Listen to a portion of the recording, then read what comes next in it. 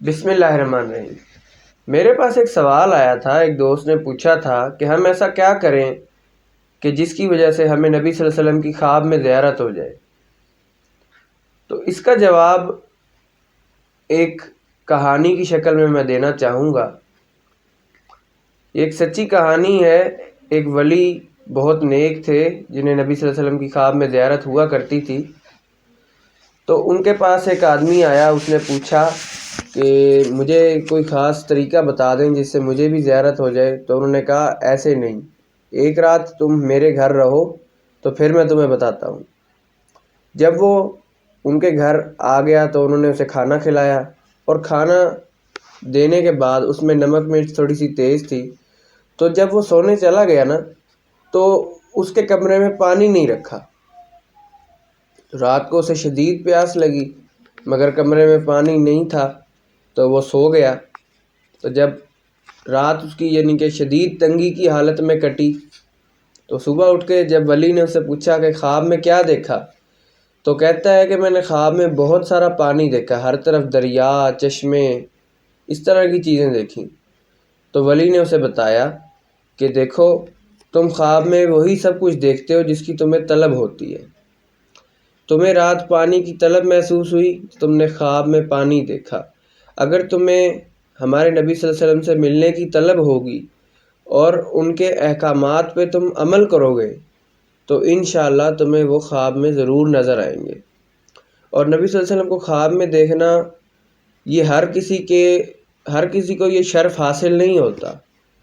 بہت سارے نیک لوگ ایسے ہیں جن کو کبھی زندگی میں نبی صلی اللہ علیہ وسلم کی زیارت نہیں ہو سکی خواب میں، اور کئی لوگ ایسے ہیں جن کو زیارت ہوئی بھی ہے، لیکن یہ انسان کے اپنے اعمال کے حساب سے ہوتا ہے۔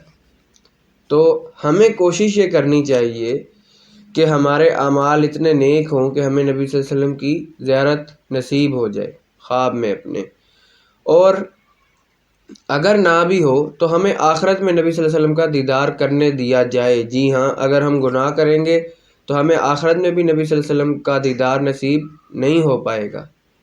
تو لہٰذا ہمیں چاہیے کہ ہم ایسے کام کریں یعنی کہ جو نبی صلی اللہ علیہ وسلم کو پسند ہے، جیسے نبی صلی اللہ علیہ وسلم پر درود بھیجنا، نبی صلی اللہ علیہ وسلم کے دین کو سمجھنا، دین پر عمل کرنا۔ آج ہم بہت زیادہ ریئلسٹک ہو چکے ہیں اور دین کی طرف ہم لوگ نہیں آ رہے۔ ہم سمجھتے ہیں یار یہ تو پرانی باتیں ہیں، یہ اٹس ناٹ آور میٹر، یہ ہمارا معاملہ نہیں ہے، یہ ہماری چیز نہیں ہے، جبکہ ایسا نہیں ہے۔ دین تو ہمارے لیے ہی آیا ہے، اور دین سے زیادہ اٹریکٹیو اور کچھ نہیں ہوتا۔ یہ تو ہمارے علماء کا قصور ہے جنہوں نے دین کی ایک ایسی پکچر کریٹ کی ہے کہ ہر کوئی اس کو دیکھتے ہی اگنور کر دیتا ہے اور سائڈ پہ ہو جاتا ہے، جبکہ اصل میں اسلام سے زیادہ اٹریکٹیو چیز اور کوئی نہیں ہے، کیونکہ اللہ تعالیٰ کی کتاب ہے اس میں۔ اسلام میں تو قرآن مجید ہے، اور قرآن مجید تو اللہ کی کتاب ہے۔ تو اللہ کی کتاب ایسے کیسے ہو سکتا ہے کہ ان اٹریکٹیو ہو گئی ہو؟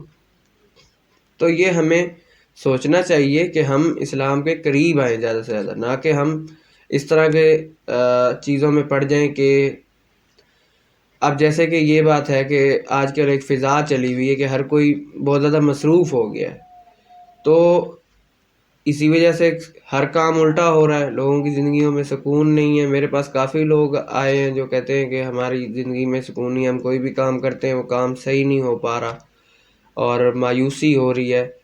تو ایسا تو ہوگا جب آپ اللہ تعالیٰ کو بھول جائیں گے، جب آپ اللہ تعالیٰ سے تعلق کمزور کر بیٹھیں گے تو پھر تو ایسا ہوگا۔ تو یہ ہمیں چاہیے کہ ہم توبہ کریں اور اللہ تعالیٰ کے ساتھ اپنا تعلق جو ہے وہ قائم رکھیں۔